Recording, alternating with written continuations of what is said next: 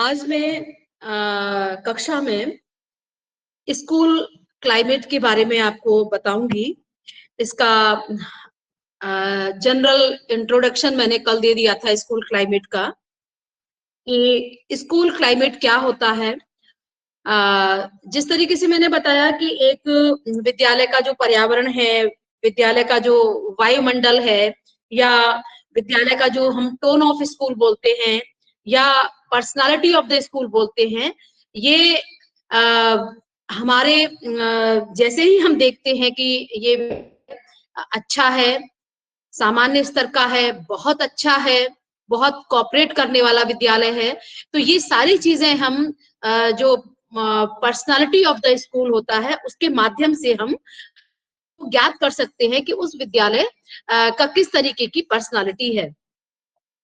जैसे कि हॉलपिन और क्लार्क ने जो अनुसंधान किए थे, जैसा कि मैंने पहले बताया था कि इन्होंने औद्योगिक फील्ड में अनुसंधान किए और फिर इन्होंने शैक्षिक क्षेत्र में अनुसंधान किए, और इसके आधार पर इन्होंने ये निष्कर्ष निकाला कि पर्यावरण का हमारे विद्यालयों के जीवन में भी बहुत महत्व है, क्योंकि विद्यालय एक ऐसी संस्था है जहां पर कि सामाजिक और मनोवैज्ञानिक प्रणाली, और इस प्रणाली में जो है व्यक्ति, जिसमें कि शिक्षक होते हैं, प्रधानाध्यापक होते हैं, वो आपस में परस्पर व्यवहार करते हैं, और इनके व्यवहार के अनुरूप ही विद्यालय संगठन में अनेक प्रकार के पर्यावरणों का जन्म होता है। इस पर्यावरण का प्रभाव विद्यालय में विशेषता के अनुरूप विद्यालय की गुणवत्ता और उसकी उपलब्धि, शैक्षिक, सह शैक्षिक क्रियाकलापों, शिक्षकों के उद्देश्य और शिक्षकों के मनोबल आदि पर पड़ता है। जैसा कि मैंने अभी आपको बताया कि विद्यालय के टोन को हम कैसे इवैल्यूएट करेंगे, या स्कूल पर्सनालिटी से इवैल्यूएट करेंगे, तो उसमें हम ये देखते हैं कि वहां पर जो नेतृत्व जिस प्रिंसिपल के द्वारा किया जा रहा है वो कितना प्रभावी है, या उस विद्यालय के जो शिक्षक हैं वो कितने अच्छे ढंग से बच्चों के साथ कोऑपरेटिव लर्निंग करते हैं, उनके साथ में इंटरैक्टिव लर्निंग करते हैं, उनकी बातों को सुनते हैं, उनको काउंसिल करते हैं, उनकी प्रॉब्लम्स को सुनते हैं, और उनके अकॉर्डिंग मतलब चाइल्ड सेंटर्ड एजुकेशन को वहां पर जितना फॉलो किया जाता है, ये सारी चीजें जो है स्कूल की पर्सनालिटी को डिफाइन करती हैं। और जितना विद्यालय में वेलबींग होगी, साइकोलॉजिकल वेलबींग, मनोवैज्ञानिक शुभता जितना विद्यालय के अंतर्गत होगी, उतना ही विद्यालय अच्छा होगा, और वहां से पढ़ने वाला स्टूडेंट भी उतना ही अच्छा होगा। इसको हम इस परिभाषा के माध्यम से बता सकते हैं कि school climate may be defined as the quality and character of school life. It may be based on pattern of students, parents, and school personal experience within the school, and reflects norms, goal, values, interpersonal relationship, teaching and learning practices, and organizational structure. Key factor impact school climate may include, but not limited to, a person perception of their personal safety, interpersonal relationship, teaching learning, as well as the external environment.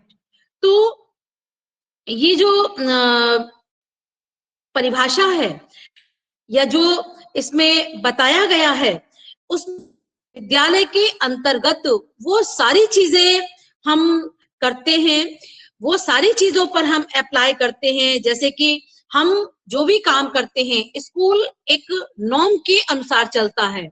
School हम जैसे कि जो भी मानक हमारे विद्यालय के होते हैं, प्राथमिक है विद्यालय, तो हम प्राथमिक स्कूल के मानकों के अनुसार उस पर काम करते हैं। माध्यमिक है तो माध्यमिक स्कूल के नॉर्म के हिसाब से काम करते हैं। तो नॉर्म्स को हम अपने विद्यालय के अंतर्गत फॉलो करते हैं। उसके बाद गोल्स, जो शॉर्ट टर्म गोल्स होते हैं, लॉन्ग टर्म गोल्स होते हैं, उनको भी हमें ध्यान में रखना पड़ता है, और उसके आधार पर हम अपनी अध्ययन और अध्यापन प्रक्रिया को हम करते हैं। इसके बाद इंटरपर्सनल रिलेशनशिप, मतलब इंटरपर्सनल रिलेशनशिप, विद्यार्थी के मध्य संबंध कैसे हैं, प्रिंसिपल और टीचर के मध्य संबंध कैसे हैं, या टीचर और टॉट के बीच में संबंध कैसे हैं, रिलेशंस। तो इंटरपर्सनल रिलेशनशिप, उनके जो वैयक्तिक संबंध हैं आपस में, वो कैसे हैं, ये हमारी शिक्षा की व्यवस्था को बहुत अधिक प्रभावित करता है। टीचिंग एंड लर्निंग प्रैक्टिसेस कैसी हैं, हम ऐसी मेथड्स को अप्लाई करें, ऐसे मेथड्स अपनाएं जिससे कि बच्चे जो है उसको आनंद से पढ़ें, उसको खुशी से पढ़ें, ना कि बोझिल तरीके से कि नहीं पढ़ना है, ये चीज करना है, मैथ में ये चीज आपको करनी है। तो बोझिल तरीके से उस कार्य को ना करें, बल्कि उस कार्य को वो इंटरेस्टिंग वे में करेंगे तो काम भी उनके लिए बोझिल भी नहीं होगा और वो चीजें भी आराम से सीख जाए। इसके बाद ऑर्गेनाइजेशनल स्ट्रक्चर, जैसे कि आप सभी लोग जानते हैं कि जो ऑर्गेनाइजेशनल स्ट्रक्चर होता है, लीडरशिप का कोई स्टाइल होता है या फिर लीडरशिप की कोई थ्योरी को अप्लाई करता है। ऑर्गेनाइजेशनल स्ट्रक्चर, जैसे कि हमारे देश में प्रजातंत्र है, तो बेसिकली हम विद्यालयों के अंतर्गत प्रजातंत्र को ही फॉलो करने की कोशिश करते हैं। लेकिन कहीं कहीं ऐसा देखा है कि कुछ विद्यालयों में, जैसे कि प्रिंसिपल बहुत ज्यादा फोकस करता है, प्रिंसिपल अपनी बातों को ही मनवाने की कोशिश करता है, मतलब उसका एक ऑटोक्रेटिक आउटलुक होता है, जो कि दूसरे टीचर के व्यक्तित्व को, दूसरे टीचर की टीचिंग लर्निंग स्टाइल को प्रभावित करता है। इसके बाद आपने कुछ स्कूल्स देखे होंगे, जैसे कि मैनेजमेंट के लोग ही 24 घंटे अगर आपके विद्यालय में बैठे हैं और छोटी छोटी चीजों को भी अगर माइन्यूटली उनको ऑब्जर्व किया जाता है और उस बात के लिए टीचर को या स्टाफ को हैरेस किया जाता है मैनेजमेंट या प्रिंसिपल के द्वारा, तो जो लर्निंग आउटकम्स आते हैं टीचर के द्वारा वो बहुत अच्छे नहीं आते, या जो स्टूडेंट होते हैं वो भी बहुत इंटरेस्ट लेकर के उस चीज को नहीं करते हैं। तो लर्निंग आउटकम को बहुत अच्छा बनाने के लिए, उसमें क्वालिटी लाने के लिए हमें क्या करना है कि हम वहां पर एक प्रजातांत्रिक वातावरण को डेवलप करें, एक जो डेमोक्रेटिक एटीट्यूड है, मानसिक जो मनोवृत्ति है, उसको डेवलप हम विद्यालय के अंतर्गत करें कि अब जैसे कि टीचर अपनी बात आसानी से प्रिंसिपल से कह दे, प्रिंसिपल अपनी बात आसानी से प्रबंधक से कह दे, या कर्मचारी अपनी बात को आसानी से सहजता के साथ में प्रिंसिपल से शेयर कर दे। तो इससे क्या होगा, सहजता बनी रहेगी और काम भी हमारे आसानी से हो जाएंगे। तो इस तरीके से जो ऑर्गेनाइजेशनल स्ट्रक्चर होता है उसका भी एक इम्पोर्टेंट रोल होता है, जो कि हमारे लिए बहुत महत्वपूर्ण है। जैसा कि आपने जो मीनिंग की बात करें, meaning and definition of the school environment को आपको बीए से आप पढ़ रहे हैं, तो पर्यावरण के बारे में, परि का जैसे अर्थ है चारों ओर और आवरण का अर्थ है ढकने वाला, अर्थात पर्यावरण या वातावरण वो वस्तु है जो कि हम चेतन और अचेतन रूप से चारों तरफ से घेरे रहता है। यानी कि जो हमारा चेतना है, चेतना तो प्रभावित होती है वातावरण से, लेकिन हमारा अचेतन मन है, अचेतन मन जो हमारा अनकॉन्शियस माइंड है वो भी वातावरण से बहुत प्रभावी होता है। जैसे कि अगर बहुत ज्यादा कठोर शैली अगर प्रिंसिपल अपनाता है, बहुत ज्यादा मतलब निरंकुशवादी उसका नेतृत्व होता है, तो कहीं ना कहीं वो चेतन में तो हम प्रभावित होते हैं और कहीं ना कहीं वो अनकॉन्शियस माइंड को भी हमारे को प्रभावित करता है। तो पर्यावरण चेतन और अचेतन दोनों को ही व्यक्ति के प्रभावित करता है। तो इस तरीके से हम कह सकते हैं कि पर्यावरण में बहुत सारी चीजें आती हैं, जैसे कि सोशल, इसको हम सोशल हेरिडिटी भी कह सकते हैं। सोशल हेरिडिटी का मतलब है कि सोशल हेरिडिटी क्या होती है कि हम गर्भाधान से लेकर के मृत्यु पर्यंत तक जितनी भी चीजें हम सीखते हैं वो एक सामाजिक वंशानुक्रम के माध्यम से सीखते हैं। एक हमारा जो है हेरिडिटी होती है, जिसको कि हम बायोलॉजिकल बोल सकते हैं कि बायोलॉजिकल तो हम कुछ क्रोमोसोम्स, कुछ जीन्स अपने पेरेंट्स के लेके आते ही आते हैं। लेकिन एक सोशल हेरिडिटी होती है। सोशल हेरिडिटी गर्भाधान से लेकर के और जब तक हम जीते हैं तब तक हमारे व्यक्तित्व को, हमारे व्यवहार को वो पूरी तरीके से प्रभावित करता है। तो सोशल हेरिडिटी जो है, जिसको कि हम पर्यावरण के माध्यम से उन चीजों को सीखते हैं, वातावरण के माध्यम से उन चीजों को सीखते हैं। जैसे कि आपने वॉटसन की डेफिनेशन आपने पढ़ी होगी, जेबी वॉटसन की।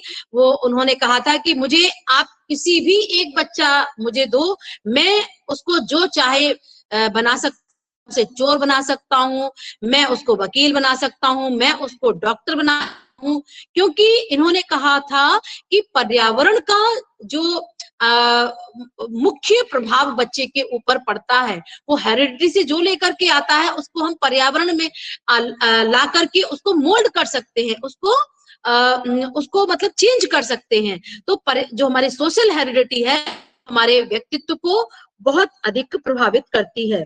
तो इस तरीके से हम वातावरण के अंतर्गत फिजिकल और मनोवैज्ञानिक जितने भी स्टिमुलेशंस होते हैं, क्या होते हैं, हमारे जो फिजिकल है, जो हमारे मनोवैज्ञानिक स्टिमुलेशंस हैं, मतलब SOR स्टिमुलस है, ऑर्गेनिज्म है और रिस्पॉन्स है। इसके आधार पर हम वातावरण में उन चीजों को लर्न करने की कोशिश करते हैं। तो SOR के माध्यम से हम विद्यालय के अंतर्गत उस शिक्षण प्रक्रिया का एक अंग बनते हैं। यहाँ पर हम कुछ परिभाषाओं को भी देख लेते हैं। JS रॉस ने कहा था कि वातावरण कोई बाहरी शक्ति है जो हमें प्रभावित करती है। Environment is any external force which influences, मतलब वातावरण हमारे व्यक्तित्व को अत्यधिक प्रभावित करता है। इसी तरीके से बोरिंग, लैंगफील्ड और बेल ने भी बताया है कि व्यक्ति का वातावरण उन सभी उद्दीपकों का योग है जिनको वो गर्भाधान से लेकर के मृत्यु तक ग्रहण करता है। A person's environment consists of the total of the stimulations which he received from his conception until his birth. इसी तरीके से डगलस और हॉलैंड ने भी वातावरण को डिफाइन करते हुए कहा है कि वातावरण शब्द का प्रयोग उन शक्तियों, प्रभावों, व्यवहार, बुद्धि, विकास, परिपक्वता नहीं, वातावरण शब्द का प्रयोग उन सब बाह्य शक्तियों, जिसमें कि प्रभावों, दशाओं का सामूहिक रूप से वर्णन किया जाता है कि जो कि जीवित प्राणी के जीवन में उसका स्वभाव, व्यवहार, बुद्धि, विकास और परिपक्वता पर प्रभाव डालते हैं। तो आप ये देख सकते हैं कि वातावरण का कि जो भी एक्सटर्नल फोर्सेस हैं और जो भी हमारे वातावरण की दशाएं जो होती हैं, वो हमारी किन किन चीजों को प्रभावित करती हैं, हमारे जीवन को प्रभावित करती हैं, हमारी लाइफ को प्रभावित करती हैं, उसके बाद हमारे नेचर को प्रभावित करती हैं, हमारा जो प्रकृति होती है उसको प्रभावित करती हैं, हमारे व्यवहार को प्रभावित करती है, हमारे अभिवृद्धि को भी प्रभावित करती है। क्योंकि जन्म से लेकर के 18 वर्ष तक जो व्यक्ति की जो ग्रोथ होती है, तो ग्रोथ में हम जिन चीजों को इंटरेक्ट करते हैं, ज्यादा से ज्यादा जिन चीजों से इंटरेक्ट करते हैं, तो उनका प्रभाव भी हमारा है। उसके साथ डेवलपमेंट जैसे कि अभी बताया कि हम अंटिल बर्थ लेकर के मृत्यु तक हम जो है हमारी डेवलपमेंट्स होते रहते हैं। ग्रोथ तो एक टाइम के बाद रुक जाती है, लेकिन विकास जो है हम जीवन पर्यंत, मृत्यु पर्यंत तक वो करते रहते हैं। और इसके साथ साथ मैच्योरेशन भी हमारी इसमें शामिल होता है। तो मैच्योरेशन का इन सब चीजों पर बहुत प्रभाव पड़ता है। तो ये जो वातावरण है, इसको हम बता सकते हैं कि वातावरण के बारे में मिस कैल ने बताया है कि संगठन में कार्यरत व्यक्तियों के परस्पर व्यवहार का परिणाम वातावरण को माना जाता है। इसी तरीके से हाल्पिन और क्राफ्ट ने विद्यालय संगठन, पर्यावरण को समूह नेतृत्व के परस्पर संबंधों और समूह के अंतर संबंधों का परिणाम माना है कि जो भी पर्यावरण बनता है उसमें हमारा जो लीडरशिप है और आपस में जो इंटरेक्शंस होते हैं, उसके परिणाम स्वरूप किसी भी वातावरण का निर्माण होता है। इस तरीके से वातावरण के विषय में इन विचारकों ने अपनी अपनी योगदानों को, अपने अपने कार्यों को इन्होंने महत्वपूर्ण ढंग से बताया है। और हालपिन ने ये माना है, हालपिन और क्राफ्ट ने ये माना है कि विद्यालय में उसका जो सामाजिक और मनोवैज्ञानिक प्रणाली है वो एक बहुत महत्वपूर्ण प्रणाली है, क्योंकि इसी के अंतर्गत एक शिक्षक, शिक्षार्थी, प्रधानाचार्य आपस में परस्पर व्यवहार करते हैं और उसी के अनुरूप विद्यालय संगठन, जो स्कूल ऑर्गेनाइजेशन है, वो हमारा होता है। अब हम बात करते हैं इसकी परिभाषाओं को देखने के बाद में कि स्कूल वातावरण को प्रभावित करने वाले हमारे कुछ साधारण कारक होते हैं, वो कौन कौन से हैं। Simple factor affecting school environment, कुछ ऐसे कारक होते हैं जो कि हमारे स्कूल के वातावरण को प्रभावित करते हैं। तो इसमें ढेर सारे कारण होते हैं, कारक होते हैं, जैसे कि factor belongs to the learner, वे कारक जो कि हमारे शिक्षार्थी से संबंधित होते हैं। दूसरा, factor belong to the teacher, वे कारक जो कि शिक्षकों से संबंधित होते हैं। एंड तीसरे हैं factor belong to the subject matter, हमारी पाठ्य सामग्री से संबंधित या पाठ्य वस्तु से संबंधित भी हमारे ढेर सारे कारक होते हैं जो कि हमारे स्कूल एनवायरनमेंट को प्रभावित करते हैं। नेक्स्ट है factor belonging to the management of the learning, management of the learning से रिलेटेड भी हमारे बहुत सारे फैक्टर्स होते हैं जो कि विद्यालय के वातावरण को प्रभावित करते हैं। तो सबसे पहले हम इसमें देखेंगे factor belong to the learner, हमारे शिक्षार्थी से संबंधित कौन कौन से कारक हैं। आप सभी जानते हैं कि बिना विद्यार्थी के हम किसी विद्यालय की कल्पना नहीं कर सकते, किसी शिक्षा प्रणाली की नहीं कर सकते। विद्यार्थी किसी भी संस्था का मेरुदंड होते हैं और उनके बिना किसी भी चीज की, विद्यालय की कल्पना नहीं की जा सकती। तो जो विद्यालय में बच्चे जब प्रवेश करते हैं, जब भी वो आते हैं, तो उनके ऊपर एक घर की छाप होती है, क्योंकि पूर्व प्राथमिक में बच्चा आता है तो घर की छाप उसके व्यक्तित्व पर पूरी तरीके से होती है। और नए प्रांगण में आने पर उसके मन में अनेकों जिज्ञासाएं होती हैं कि वो इस नवीन वातावरण में किस तरीके से समायोजन करेगा, कैसे पढ़ेगा। अभी तक तो वो अपनी मम्मी से, दादी से, चाचा से, चाची से पढ़ाई करता था बच्चा, लेकिन जैसे जैसे वो एक स्कूल एनवायरनमेंट में आता है तो आपने देखा होगा बहुत बच्चे बहुत दिन तक रोते हैं, क्योंकि वो एडजस्टमेंट नहीं कर पाते, अपना समायोजन नहीं कर पाते और वो अपने घर जाने के लिए रोते हैं। तो स्कूल एनवायरनमेंट में हमें बच्चे को किस तरीके से समायोजित करना है, इसका मुख्य दायित्व विद्यालय का होता है कि विद्यालय में आने के बाद बच्चे को ये ना लगे कि मैं यहाँ पर असुरक्षित हूँ, क्योंकि बालक जो है शिक्षा की धुरी है और हमारा भी उद्देश्य होता है, विद्यालय का भी उद्देश्य होता है कि बच्चे का सर्वांगीण विकास करना। तो सबसे पहले हमें बच्चे की रुचि, योग्यता, क्षमता, उसके व्यक्तित्व, उसके इंडिविजुअल डिफरेंस, उसके जितनी भी कौशल इत्यादि चीजों को हमें ध्यान में रख करके हम उन चीजों को सिखाने की करते हैं, पढ़ाने की कोशिश करते हैं, और जिससे कि जो हमारा शिक्षण अधिगम की प्रक्रिया है वो प्रभावशाली हो सके।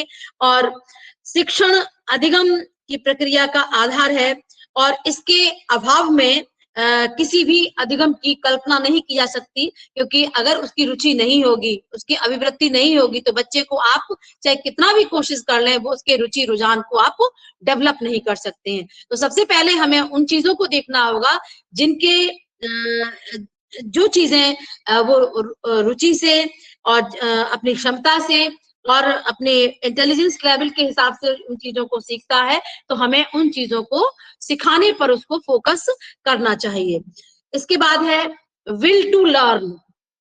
विल टू लर्न, आपने देखा होगा सीखने की इच्छा। कोई भी विद्यार्थी, आप भी पढ़ना नहीं चाहते हैं, लेकिन अब मजबूरी है कि ऑनलाइन क्लास ली जा रही है, तो हमको बैठना ही पड़ेगा थोड़ी देर, चाहे हम मोबाइल में पढ़ें, चाहे हम कक्षा में पढ़ें। तो विल टू लर्न, पढ़ने की इच्छा विद्यार्थियों में जागृत करना एक टीचर के लिए एक बहुत मतलब एक चुनौतीपूर्ण होता है कि हम अपने विद्यार्थियों में सीखने की इच्छा को कैसे जागृत करें। तो इसके को क्या करना होगा कि कितनी भी प्रतिकूल परिस्थितियां आ जाएं, लेकिन हमको बच्चों को के लिए इंटरेस्टिंग वे, उनकी सहूलियत के हिसाब से हमको टीचिंग लर्निंग ऑर्गेनाइज करना, उनकी मनः स्थिति को समझना, उनके इंटरेस्ट को देखना, ये सारी चीजों को, इंडिविजुअल डिफरेंसेस को देखना, आधार पर अगर हम उनके टीचिंग को प्लान करते हैं तो बच्चों में हम विल टू लर्न को डेवलप कर सकते हैं। तीसरी जो महत्वपूर्ण चीज है वो है एजुकेशनल बैकग्राउंड। एजुकेशनल बैकग्राउंड आपने देखा होगा, विद्यालय में आप खुद भी पढ़े हो, पढ़ाने भी जा रहे हो, इंटर्नशिप कर रहे हो, आप देखते होगे वहां पर डिफरेंट पृष्ठभूमि से बच्चे आते हैं। वो निम्न स्तर से भी होते हैं, मध्यम स्तर से भी होते हैं, और हाई लेवल सोसाइटी के भी बच्चे वहां पर आकर के पढ़ाई करते हैं। तो हमें ये देखना है कि जिस भी शैक्षिक स्कूल का ये दायित्व होता है कि आप, बच्चा चाहे किसी भी पृष्ठभूमि का हो, लेकिन उस बच्चे के साथ टीचर को जो पढ़ाने का तरीका है, जो बताने का तरीका है, जो कार्य करने का तरीका है, उसको दंड देने का तरीका, उसको प्यार करने का तरीका है, वो पूरी तरीके से निष्पक्ष होना चाहिए, बाइज्ड नहीं हो। कि अगर वो निष्पक्षता से इस बात को फॉलो करेगा कि बच्चे को, अगर बच्चा पिछड़ा है तो हम उसको कैसे सिखा सकते हैं, अगर बच्चा किसी सब्जेक्ट में बराबर फेल हो रहा है तो हमको किस तरीके से उसको गाइड करें, और वो बच्चा पढ़ना चाहता है, अपने को इम्प्रूव करना चाहता है, तो वो हम सारी चीजें उस बच्चे को, स्टूडेंट को बताएं, जिससे कि वो अपनी कमियों को दूर करके, अपने पिछड़ेपन को दूर करके एक अच्छा या सामान्य बच्चा अपने को साबित कर सके। चौथी चीज है जो कि बहुत इंपॉर्टेंट है, फिजिकल एंड मेंटल हेल्थ। सभी आप लोग जानते हो कि अगर हम स्वस्थ नहीं होते हैं, हम बीमार होते हैं, तो कोई भी किसी भी एक्टिविटी में हमारा मन नहीं लगता है, हम कोई भी कार्य करने के लिए तत्पर नहीं होते हैं। तो शरीर और मन का स्वस्थ होना बहुत जरूरी है। उसके लिए हम क्या करेंगे, अपने शरीर को स्वस्थ रखने के लिए हम योगा है, एक्सरसाइज है, खान पान है, इसका विशेष रूप से ध्यान करें। और मन को स्वस्थ रखने के लिए हम हमेशा पॉजिटिव रहें, अच्छा सोचें, गलत ना बोलें, गलत किसी के बारे में ना सोचें, हमेशा मतलब किसी भी परिस्थिति में हो, चाहे वो दुख की कंडीशन हो, सुख की कंडीशन हो, हमारा एटीट्यूड हमेशा पॉजिटिव ही रहना चाहिए। और अगर हम कभी नेगेटिविटी में फंसते भी हैं तो हमें अपने सीनियर से, अपना जो हमारे गार्जियन हैं, हम उनसे इस विषय में बात करके अपने जो मानसिक रुग्णता है, मानसिक रोग है, उस पर कंट्रोल करने की हमको कोशिश करनी चाहिए। क्योंकि ये जो मानसिक रुग्णता है वो धीरे धीरे सामान्य से विशिष्ट की ओर जाती है, और जब बीमारी विशिष्ट हो जाती है तो वो फिर बहुत जल्दी क्योर भी उसको नहीं किया जा सकता है। इसके बाद पांचवी चीज है मैच्योरिटी। मैच्योरिटी का मतलब है कि जैसे कि छोटी कक्षाओं में आपने देखा होगा कि बच्चों को हम कैसे सिखाते हैं, उनको कलम पकड़ के सिखाते हैं, उनको हर चीज पकड़ पकड़ के सिखाते हैं, क्योंकि उनकी अपनी कलम पर जो परिपक्वता है, उसको पकड़ना है, वो अच्छे तरीके से अभी सीख नहीं पाया है। दूसरा, जैसे व्याकरण का ज्ञान है, पहाड़ों का ज्ञान है, वो धीरे धीरे बच्चा परिपक्व होता है तो वो चीजें उसके लिए फिर परमानेंसी उनमें आती है। लेकिन जब बच्चे छोटे होते हैं तो उनको लर्न करने में उनको बहुत ज्यादा दिक्कत होती है। तो ये चीजें मैच्योरेशन और से इनमें हम चेंज कर सकते हैं, उनको इम्प्रूव कर सकते हैं। इसके बाद मोटिवेशन। आप सभी जानते हो कि मोटिवेशन के बिना कोई भी काम हम अगर करते हैं तो हमारी काम में रुचि नहीं होती है। तो बच्चे हर पल पॉजिटिवली मोटिवेट हमें करना होगा, और इससे क्या होगा, बच्चा अपने लक्ष्य को प्राप्त करने में सफल होगा। इसके बाद है attitude of the learner. Learner का एटीट्यूड भी सीखने के लिए तत्पर होना चाहिए। ऐसा नहीं है कि वो सीखना ही नहीं चाहता, हम बोले जा रहे हैं। तो इससे क्या होगा कि वो आपकी बातों को नहीं सुनेगा, क्योंकि उसमें जो एटीट्यूड है वो सीखने का एटीट्यूड है ही नहीं। तो हमें बच्चों के एटीट्यूड को पहले प्रिपेयर करना चाहिए, सीखने की अभिवृत्ति को हमें विकसित करना चाहिए, तब हमें आगे की चीजों पर ध्यान देना चाहिए। नेक्स्ट है time and duration of learning. इस बात का विशेष रूप से ध्यान रखना चाहिए कि जो हम टाइम है बच्चों के हिसाब से, जैसे छोटे बच्चे होते हैं वो 15 मिनट में ही, मतलब 15-20 मिनट में ही वो बोर होने लगते हैं। तो जो टाइम टेबल है वो हर कक्षा स्तर के अनुसार अलग अलग होता है, ठीक है। जैसे कि आप लोग तो 1 घंटे भी आसानी से पढ़ सकते हो, लेकिन छोटे बच्चे होते हैं वो आधा घंटे में भी उनको बोरियत होने लगती है। और उसके ऊपर अगर हम लास्ट पीरियड में अगर मैथ का पीरियड लगा देते हैं या साइंस का पीरियड लगा देते हैं, तो बोझिलता की और भी ज्यादा समस्या बच्चों के लिए हो जाती है। तो हमें ये ध्यान रखना चाहिए कि हमको किस टाइम और कितनी ड्यूरेशन की लर्निंग हमको बच्चों से करानी है। और अगर हम इस पर ध्यान देते हैं, इसके लिए हमें टाइम टेबल को इस तरीके से सेट करना है कि बच्चों की जो पीरियड है वो आधा घंटे से ज्यादा के ना हो। और क्योंकि ज्यादा देर तक पढ़ने से बच्चे क्या करते हैं, उनमें थकान का अनुभव करने लगते हैं, और जो भी कठिन विषय हैं वो पहले पढ़ाए जाएं, और जितने भी सरल विषय हैं या क्रियात्मक विषय हैं, जैसे कि खेल खिलाना है बच्चों को, कराना है, योगा सिखाना है या आर्ट सिखाना है, तो ये सारे पीरियड जो है बाद की कक्षाओं में लगाए जाएं। और मध्यांतर की बाद की, मतलब जो लंच के बाद के पीरियड होने चाहिए, और शुरुआत में जैसे हिंदी, मैथ, इस तरीके के पीरियड रखेंगे तो बच्चे सीखने के लिए तत्पर होंगे। इसके बाद इसमें जो फैक्टर है वो इंटेलिजेंस। आपने देखा होगा कक्षा में हर तरीके का बच्चा है और हमें हर बच्चे को साथ लेकर के चलना है। तो इंटेलिजेंस लेवल के हिसाब से हम, जैसे सामान्य बच्चा थोड़ा बार बार सिखाने पर सीखता है, जो थोड़ा सा बच्चे अल्प बुद्धि होते हैं, उनको ज्यादा टाइम लगता है किसी चीज को सीखने में, और जो थोड़े से गिफ्टेड चाइल्ड होते हैं, जो बहुत इंटेलिजेंट बच्चे होते हैं, वो बहुत जल्दी सीख लेते हैं, उनके सीखने की गति बहुत होती है। तो हमें ये भी ध्यान रखना है कि किस बच्चे की सीखने की गति कैसी है, उसको ध्यान में रख करके हम कक्षा में अपने लेसन को डिलीवर करें। इसके बाद लर्निंग प्रोसेस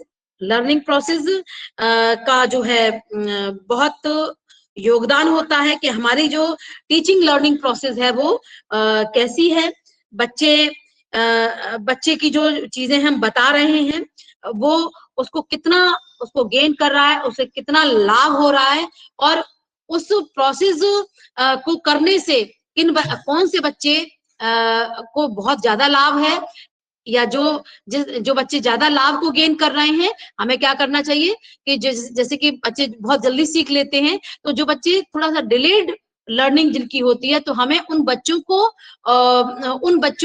जो बच्चे थोड़ा सा लेट से सीखते हैं, उन बच्चों को टीचिंग के लिए उनको लगा देना चाहिए कि वो उस कॉन्सेप्ट को उनको डिलीवर करें। क्योंकि बच्चे जब अपने लेवल के बच्चों के साथ वो कॉन्सेप्ट को सीखते हैं तो वो देते हैं, क्योंकि बच्चे उनको अपने तरीके से उनको सिखाते हैं। तो लर्निंग प्रोसेस जो है हमारे ऊपर डिपेंड करता है कि हम किस तरीके की लर्निंग प्रोसेस को अडॉप्ट करें।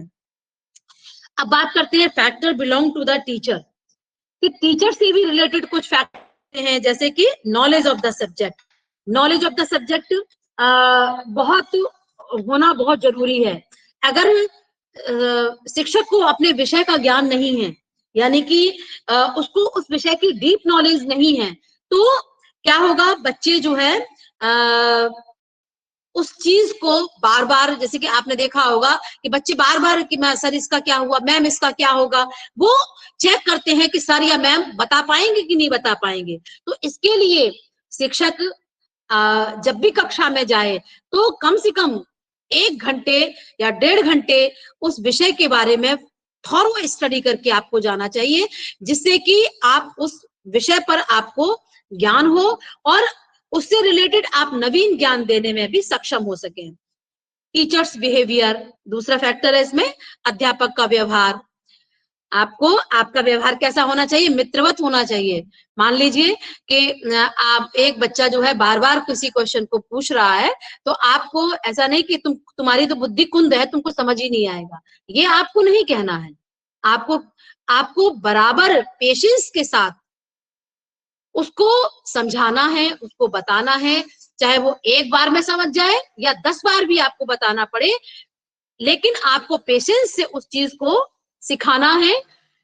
तो आपका व्यवहार जो है ऐसा होना चाहिए कि मृदुभाषी हो, संयत हो, आपकी जो शिक्षण कला में आपको निपुणता हो, जो आपकी टीचिंग स्किल है, टीचिंग मतलब टीचिंग आर्ट है, उसमें आपको निपुण होना चाहिए।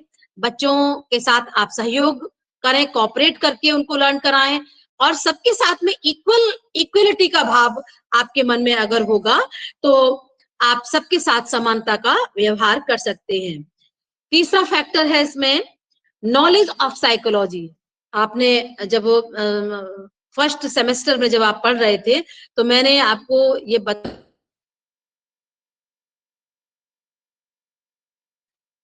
मनोविज्ञान का ज्ञान होना अति आवश्यक है, क्योंकि अगर हमको मनोविज्ञान का ज्ञान होता है तो हम बच्चे की आवश्यकताओं को पूरी तरीके से हम जान लेते हैं, उसके बाल विकास का क्रम हम जान लेते हैं, उसके इंडिविजुअल डिफरेंसेस को हम जान लेते हैं, हम बच्चे को किस तरीके से मोटिवेट कर सकते हैं, लर्निंग हम कैसे करा सकते हैं। ठीक है, तो ये सारी चीजें जो हम मनोविज्ञान के अंतर्गत हमने पढ़ी हैं, केवल वो पढ़ के भूलने के लिए नहीं है। लर्निंग की थ्योरीज आपने पढ़ी है, ट्रायल एंड एरर पढ़ा है आपने, classical conditioning of the learning पढ़ा है, ठीक है, operant conditioning of the learning पढ़ा है आपने, मोटिवेशन पढ़ा है ना, और इंटेलिजेंस की थ्योरी पढ़ी है आपने। तो इनको आपको अप्लाई करना है अपनी भविष्य वाली कक्षा के लिए, आपको अप्लाई करना है कि हमको कैसे ट्रांसफर ऑफ लर्निंग आपने पढ़ा है, हमें अपने शिक्षण को किस तरीके से हम ट्रांसफर करते हैं, अपने अनुभवों को किस तरीके से ट्रांसफर करते हैं। तो मनोविज्ञान का ज्ञान हमारे लिए बहुत आवश्यक है। इसके बाद है मेथड ऑफ टीचिंग। शिक्षकों की जो विधि है वो आपको बताया कि खेल विधि द्वारा बच्चे अच्छे से सीखते हैं, ऑब्जर्वेशन मेथड है, प्रोजेक्ट मेथड है, असाइनमेंट मेथड है, ह्यूरिस्टिक मेथड है, learning by doing, learning by playing, learning by self experience, ये ढेर सारे मेथड होते हैं जिनके माध्यम से बच्चे जो है सीखते हैं। और इसके बाद knowledge of individual difference, teacher को ज्ञान होना चाहिए कि हमारी कक्षा में कितने इंडिविजुअल डिफरेंसेस के स्टूडेंट हैं। अगर हमारी कक्षा 30 बच्चों की है तो हमारे कक्षा में 30 तरीके के इंडिविजुअल डिफरेंसेस होंगे, उनको हमें ध्यान में रख करके शिक्षण अधिगम प्रक्रिया को चलाना है। इसके बाद व्यक्तित्व, जैसे कि आपके इंडिविजुअल डिफरेंसेस हैं वैसी ही आपकी कक्षा में पर्सनालिटीज होती हैं। कुछ बच्चे आपके इंट्रोवर्ट होते हैं, कुछ एक्सट्रोवर्ट होते हैं, कुछ एम्बीवर्ट होते हैं, कुछ सोशल जो है उनमें क्वालिटीज इंपॉर्टेंट होती हैं। कुछ बच्चे आपने देखा होगा अर्थ के प्रति, धन के प्रति ज्यादा मतलब वो होते हैं, तो आर्थिक फैक्टर उनमें बहुत ज्यादा होता है। कुछ बहुत सामाजिक होते हैं तो सामाजिक फैक्टर उनके व्यक्तित्व में ज्यादा होता है। कुछ बच्चे आपने देखे होंगे पॉलिटिकल, उनमें इंटरेस्ट ज्यादा होता है, पॉलिटिकल फैक्टर उनमें ज्यादा होता है। तो ये हमारा जो पर्सनालिटी है वो भी हमको हमें ज्ञात हो जाती है कि हमारी 30 बच्चों की कक्षा में किस तरीके की पर्सनालिटी के बच्चे हैं, कौन अच्छा बोल सकता है, कौन अच्छा गा सकता है, कौन अच्छी कला कर सकता है, कौन अच्छी का गणित का ज्ञान है, किसको विज्ञान का ज्ञान है, किसको हिंदी का ज्ञान है। ये आपको 1-2 बार के इंटरेक्शन में ही या आपको पता ज्ञात हो जाता है। नेक्स्ट है चाइल्ड सेंटर्ड एजुकेशन। ये मैं आपको बता चुकी हूँ कि इसका ज्ञान शिक्षक को होना चाहिए कि हमें बच्चे को बिल्कुल भी नजरअंदाज नहीं करना है, क्योंकि बच्चे हैं तो टीचर है, अगर बच्चे नहीं हैं तो टीचर की कोई उपयोगिता नहीं है। तो हमें भविष्य की कक्षाओं के लिए बच्चों को एकत्र करना है, एकजुट करना है, तो हमें चाइल्ड सेंटर्ड एजुकेशन पर हमें फोकस करना होगा, हमें उनकी भी बात सुननी होगी। ऐसा नहीं है कि हम अपनी अपनी सुनाते रहें, तो हमें बच्चों की भी बात हमको सुननी होगी। नेक्स्ट है टाइम टेबल। टाइम टेबल हम ऐसा बनाएं जिसमें कि सभी बच्चे उसको अच्छे से पढ़ें। जैसा कि मैंने आपको बताया कि बहुत टाइम स्पेन बच्चों के लिए कम होना चाहिए।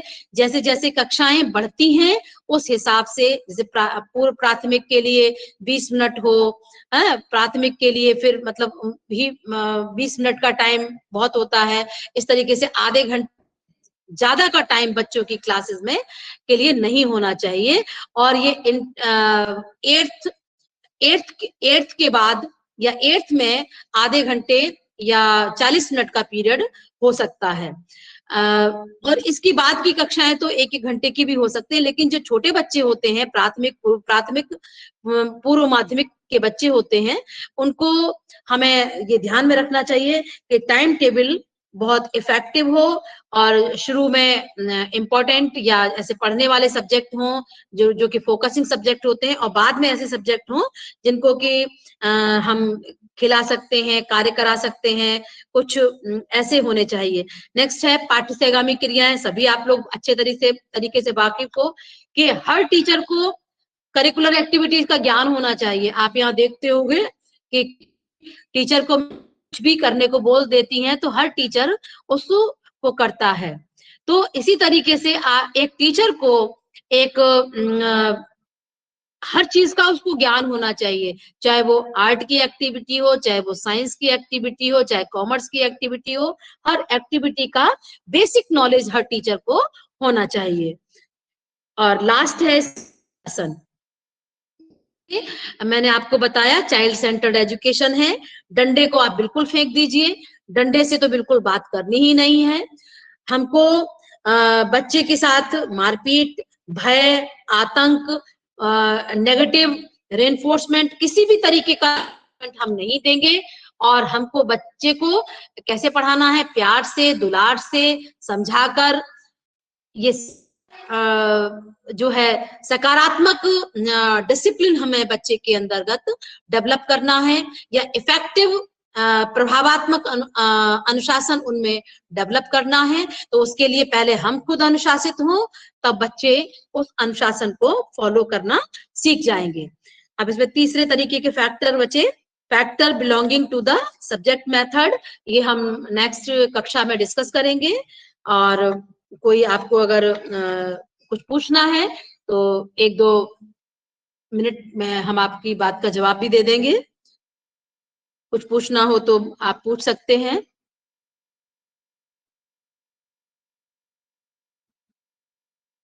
चलिए ठीक है, ओके, थैंक यू क्लास।